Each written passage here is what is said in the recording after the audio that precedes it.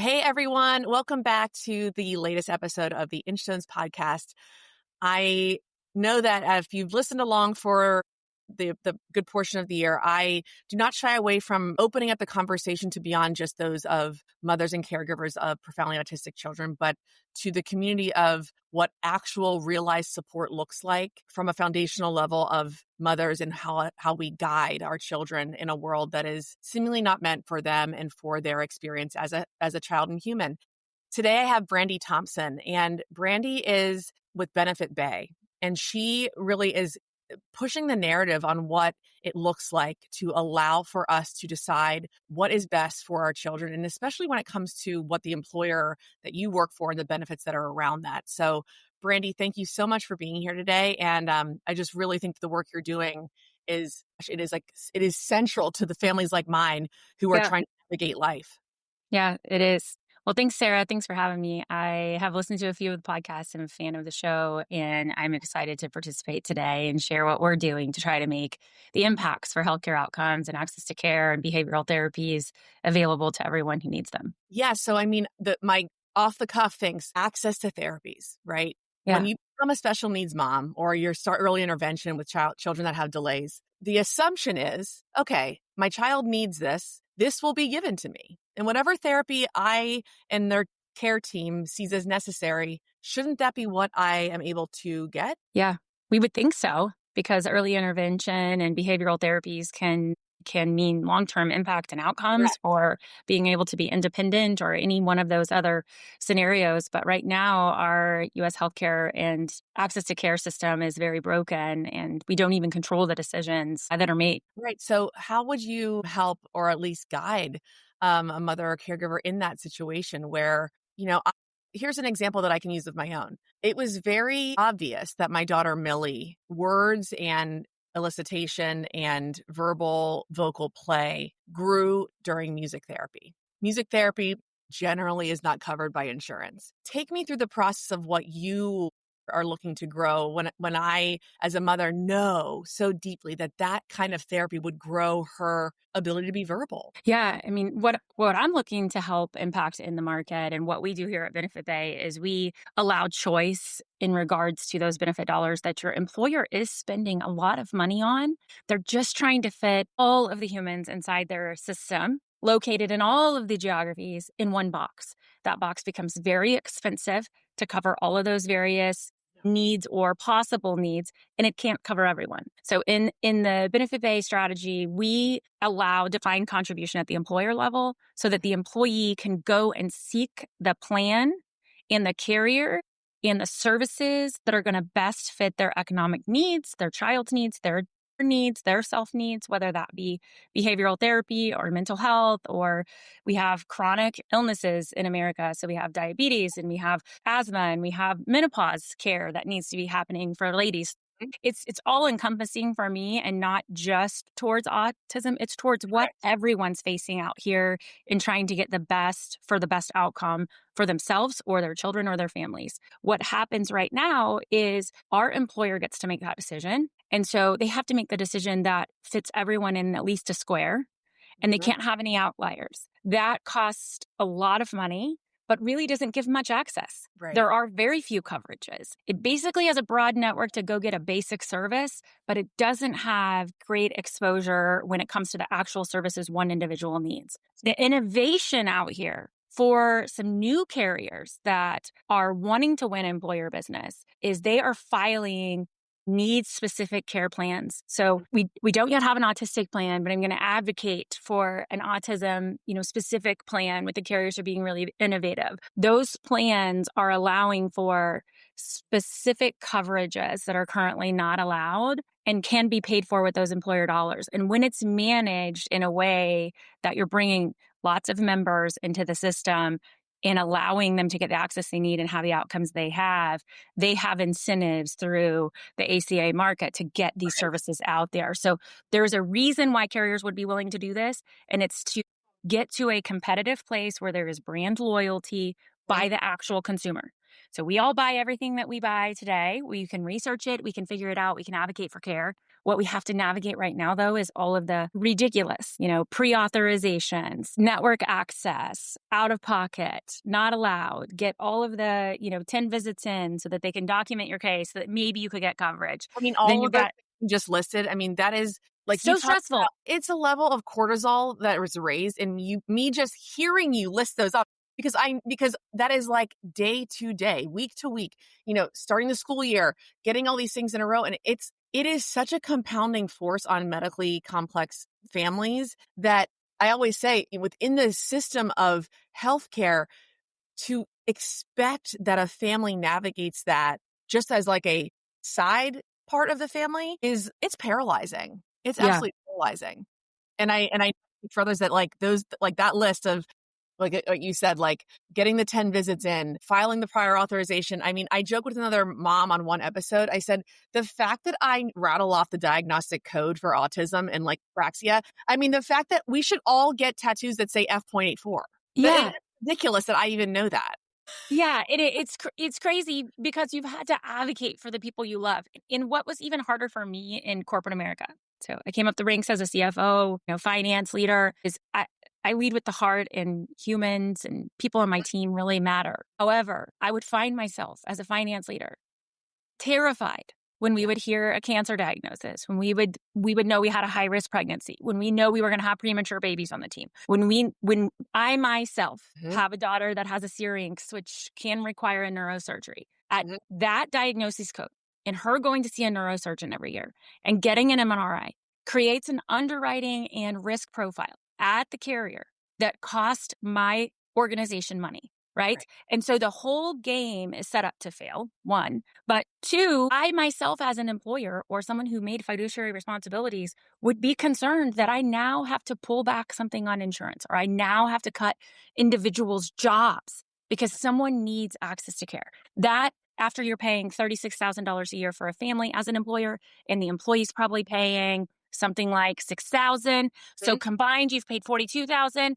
The deductible $6,000. We're at $48,000 before someone can even access care, Right. and usually can't access the care they care That about. is real money. That is I mean, real money that could that be, is not just like this like floating number. Like that is cash. That is yes, capital. I mean that and you say it from a company and like being a CFO, yes, when your heart is the child, like as a parent or caregiver, or you're an employee of something, that also has that residual effect of like, I'm a burden now. I'm now, and, yes. you know you Yeah, I hope this never happens. I hope Yeah, this never happens, because gosh, better them than me, because this is like this is weighted on not just like the heart. This is weighted on like the availability for the company to financially help me. right, or succeed. And so we're all so frustrated with the system. The Yeah. employer, the employee, those who need access, the people providing the care, going to medical school, $290,000, getting 15-minute visits for their patients, having to file 20 authorizations to get the care they need. The entire system is what's got me passionate about being at Benefit Bay and trying to make an impact.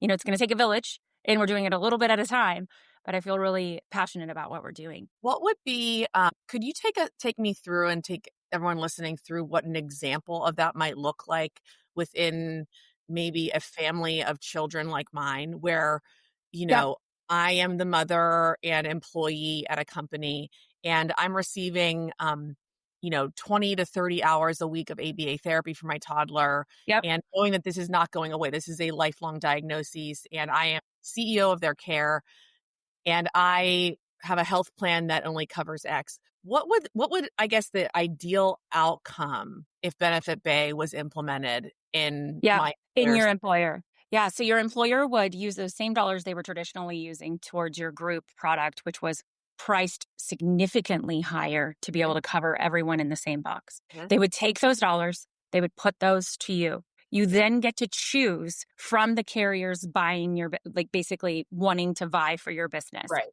And right. so the part of the journey through Benefit Bay is we help you evaluate all those SBDs and what Mhm, are the therapies you need. You're able to put in all your providers. You're able to put your dependents in. You're able to put in the drugs, right? So mhm, those drugs are going to have tiers, and mhm. it's going to tell you which carrier is going to be the best financial outcome and access to care for your family. You're going to make the decision that matters most to you. And perhaps that's the one carrier that covers the majority of autistic therapies. And for another family, perhaps it's mental health and some chemotherapy. Like it could be anything that they're looking for, right? But Right. each plan is not going to cover every diagnosis code, right? But Right. they do have exclusions and inclusions based on the product, and they're priced based on those inclusions and exclusions. They're priced based on their markets and their networks. You are also going to know which of those carriers have taken care of you and your child throughout this journey, which were the biggest pain, excuse my French if you cuss on this podcast, which were the biggest pains in the asses to get your access to care, and which ones actually cared about you as a member. That's how you would use the journey. You would take those dollars, you would be able to put in all of your providers of therapy. You would be able to see, okay, this one covers 9 of these things and doesn't cover one of these things. But look, the out of pocket max is X and currently we're paying Y. And this is That going to would be be something that I would physically do. Like I you would would physically do that. We have licensed agents who help Right. you who are clinical. So we hire registered nurses and occupational therapists. They know these diagnosis Right. codes like the Right. back of their hand. They are passionate. They were on the clinical side. They Mhm. care about getting you what you need. So they're going to help you make that decision if you need the help, or you can personally, with your spouse or others at the table, make this decision for yourself, right? You don't have to speak with one of ours, but it gets your employer also out of your diagnoses. The problem with healthcare right now and health insurance is your employer gets access to all of your claims. That is also not acceptable. Our health information should not have access to HR and CFOs making the decisions. I understand we've turned into a self-insurance game, and so they want to know, what is my risk? But how can it not be getting in their mind that they have XYZ employer that's costing the program XYZ dollars? Mhm. And when there's further promotion opportunities or there's reduction in force decisions, how do you not land on those lists? Yeah. I want to believe we are better humans than that, We're but not. I myself have been inside companies where owners have directed decisions that are very much this way. That's why ACA was born, is because pre-existing conditions were blocking us all out of healthcare, right? People Mhm. can be upset and call it Obamacare if they would like. But what we need to remember is ACA moved pre-existing conditions for pregnant women who may have lost their job and had to seek another job. It removed pre-existing conditions for diabetics to be able to access healthcare, right? We should Yeah. not be blocked out of healthcare because we have a lifelong condition. We should Right. have an ability, and we should have a carrier who actually cares about helping us remain healthy. Well, that's what you're saying too. Again, and this is broader than autism. Autism is a lifelong condition, or at least for the moment in time we're in, it's not going away. This is Right. not There's going not a away. cure, It's not a right? cure for that, and it's not to be necessarily cured. It's just to accept. I always say it's like whatever happens next is part of the evolution of science and medicine and the system and government and policy. And we have to sit in the knowledge of right now that it's not going away. I'm not going to wake up tomorrow. My children are going to be speaking and toileting on their own. Yeah.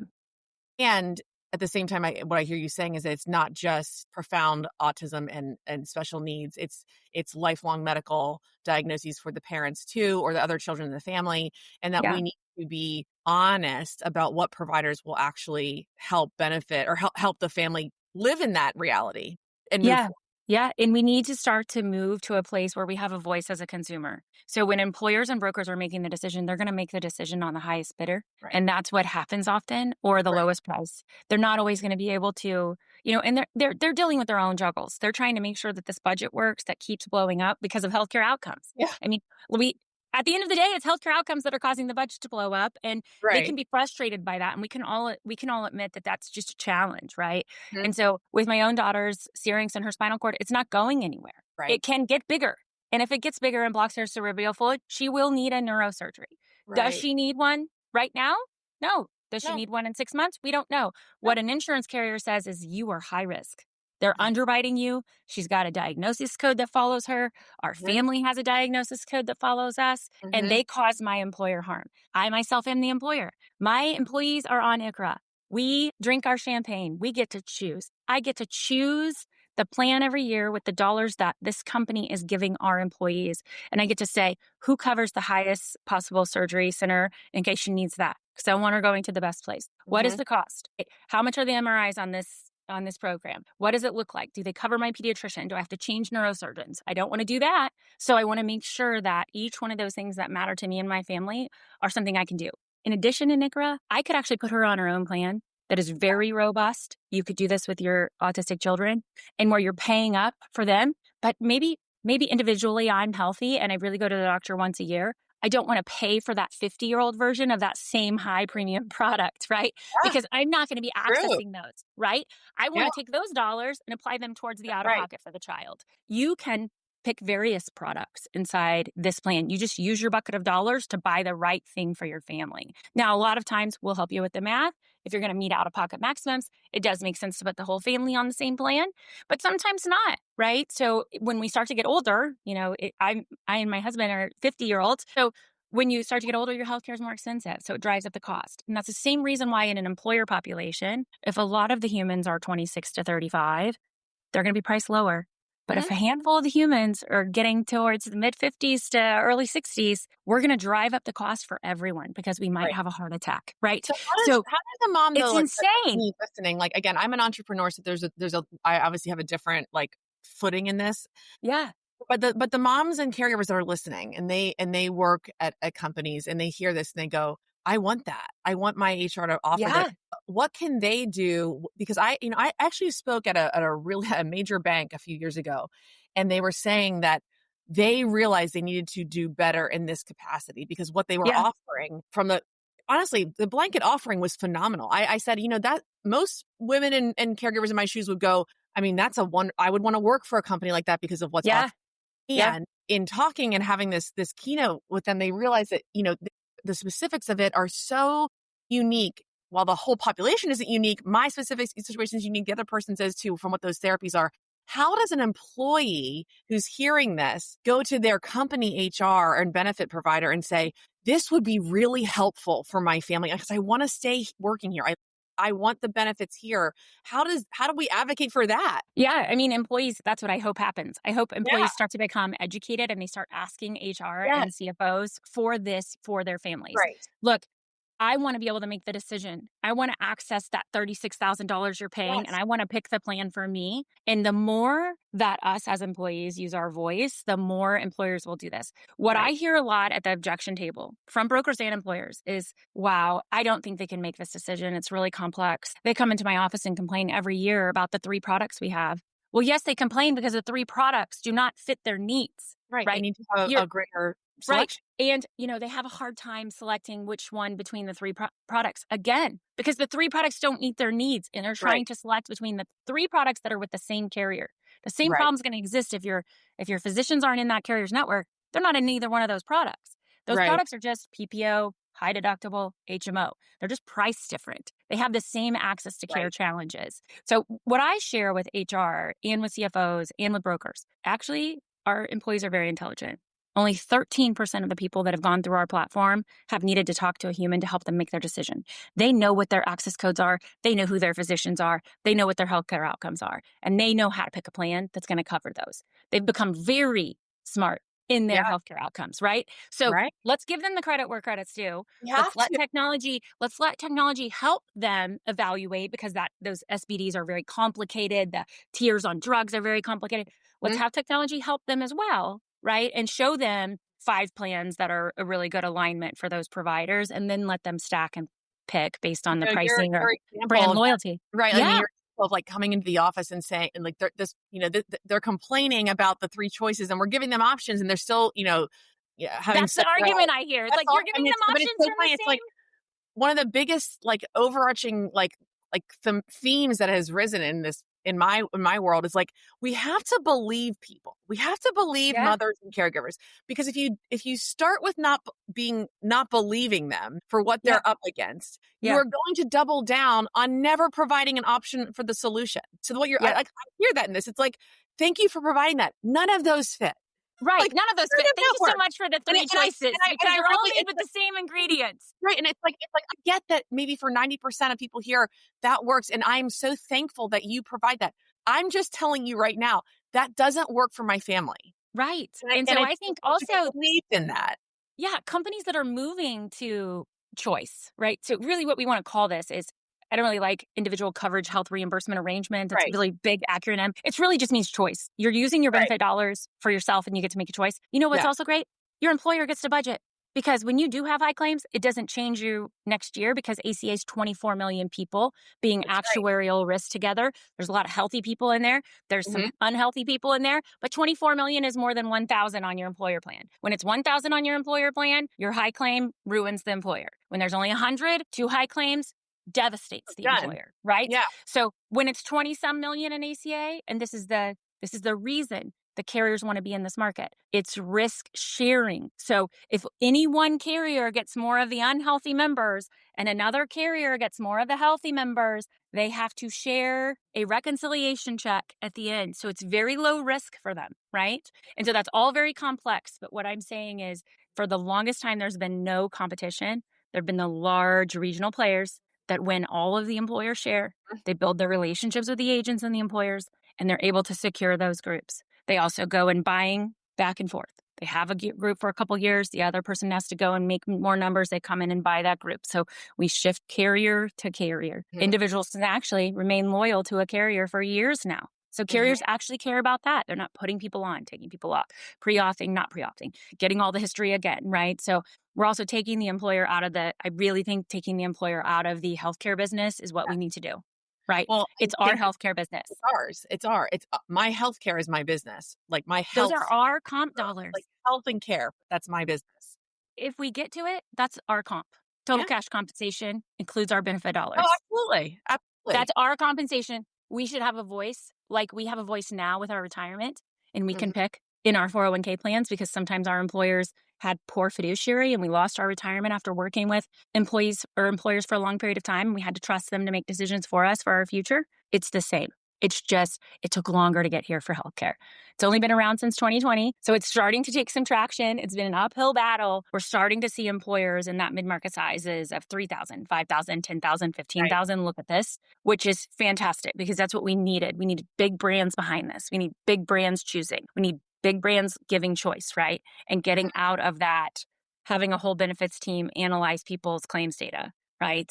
We need to get out of that. And let's use those dollars somewhere else. I mean, it's that's right. I mean, from a economics like brain of mine as well, it comes down to like decentralized leadership. You know, you can be the CEO and you have a team below you, but that team better know what the mission is, and the mission has to come down to what. And I believe that like I am the leader of the mission of my family's health, and so to believed in that for what is best for the overall mission of, you know, working towards the greater good and having purpose in life and working for a company like that is part of it. But there needs to be decentralized leadership and acceptance on those families and like giving them the choice. Yeah. I think I don't want people to know if, you know, if I have some type of healthcare diagnosis. I don't want people in my company to know that. I want to face that battle and maybe share it if I want to. I think if someone is an executive at a company and seeking mental health, you know, services, they don't want their employer to know that. Like maybe they do because maybe it's a safe place to speak, but in a lot of employers, it's not a safe space to speak. So let's be honest. Over here, we're not always a safe place in leadership in a lot of companies now. So we need people not to have that information. They need to not be armed with, you know, somebody seeking IVF therapy because they're going to be pregnant soon and they may not be up for a promotion. Like that information should not be in our employers' hands. And I am really passionate about the ownership of our own data. The privacy. Yeah, I couldn't agree more. I think this is, if there's one thing that you could share to help maybe ignite you know, the women, mothers, caregivers, parents that are in medically complex families to, this can provide a relief. It's going to take some sort of ignition energy for them to go and proactively talk to their HR, you know, branch and advocate for this. But what would be something that you could say to them? Like, what's a phrase that you can share that then they can go to their company and say, I heard about this. Is this an option? Yeah, I would say, I have been reading about individual coverage HRAs, and I would really like to make the decisions with my benefit dollars. I would like to choose the carrier and the therapies that are available to my family. Yes. And I think that that's how you go to HR. I think you also start to talk to your providers about the carriers who take care of them. Who has to wait 120 days to be paid a $20 reimbursement on a code, right? Who has to pay admins to collect? Who gets denied after they got a pre-auth and has to fight with an admin on a call? Let's start to make it better by actually hearing about the people who have to provide the services, who are out there trying to provide these therapies. Let's try to correct this from the inside out. Yes. Yeah. This is great. Thank you very much for all this You're information. welcome. This is going to Yes. be, I really hope something that, well, I know this to be true. There's a sense of hopelessness that can come with Yep. experiences like kind of motherhood. And we are all looking for ways to find like good use of our energies to help our children. And this Yes. really does lead, this feels like a very navigable journey to get to a place where Yeah. like that does free up the energy to actually do the thing for my family and be supported in my company without making it like you It's said, friction. It's a little bit of friction right now to advocate for ourselves. And when we get correct. to actually make the decision, the friction will be pulled off of HR, Exactly. It'll be pulled away. But right? I would say ignition Yeah. energy to any of this is always the hardest part. Like doing Yeah. doing the thing to advocate that will potentially have a more ease of access is Yeah. difficult mentally for a lot of women and mothers. And at the end of the day, I believe in how deeply you discuss this. It will serve as a reason why um, those choices that can be made within the parameters of your own family provided by your employee will be Yeah. much more peaceful, and to know that it takes things off of the plate eventually Yeah. is wins. Brandy, And I thank you think so I'll just much. end one more thing. The Yeah. customer satisfaction score of selecting a plan when you get choice is 96%. Mm, Customer satisfaction plan with employee benefits is less than 50 in the average employer. So we know that making the decision makes an impact. And we've had tears, we've had crying, we've had a lot of really impactful stories where individuals on the phone with our enrollers are like, this is game changing for our family, right? well, And just makes 9% you worth it. agency. Yeah. We want agency on our life. We want the Yep. human part of our life to be heard in the Yep. process. We understand that we're just one little ant in the whole scheme of things, Yep. and that agency is our life, and being able Exactly. like conscious of those choices. Yep. Because then that, you tell a teenager, I'm going to tell you something, and I believe that you can make the best choice for yourself. When someone makes a choice for themselves, there's less of a outward anger towards the world. Like, well, I Yep. didn't want to do that in the beginning, and now I'm getting this outcome. When you Yep. make a choice, you then pivot based on whatever the equates to, whatever you get Yeah. from it. At least you made it yourself. Right. At least You you have made your own accountability. it And so right. you take your employer, you're no longer a victim. You get to have the No ownership. longer a victim. Nope. Yep. Nope. Yep. Because the people, we all know there's people in the world that are blaming someone else for Yep. the thing that happened 50 years ago to them. And you're like, no, but that it's saying that and saying you have to take control. And when you are in Yep. control of those choices, it Yep. does feel like there's really, really positive momentum. And I know, firsthand that when I get to decide for my children, um, on their course of care, it does end up being the best and the next right thing to do because I get the data from what I believe to be true of what their care Yes. looks like. Yes. Yes. Well, thank you so much. I think this is going to be so, Okay. so helpful for so many. And I really do. I'll put all of Brandy's information and about Benefit Bay in the episode description. And Brandy, thank you for what you do. This Thank you is so much, Sarah. beyond special needs parenting. This is really for, again, Everyone. agency for their own health. Yep. Absolutely. Awesome. Thanks for All having me, right. Sarah. Of course. Well, until next time on the Inchstones podcast.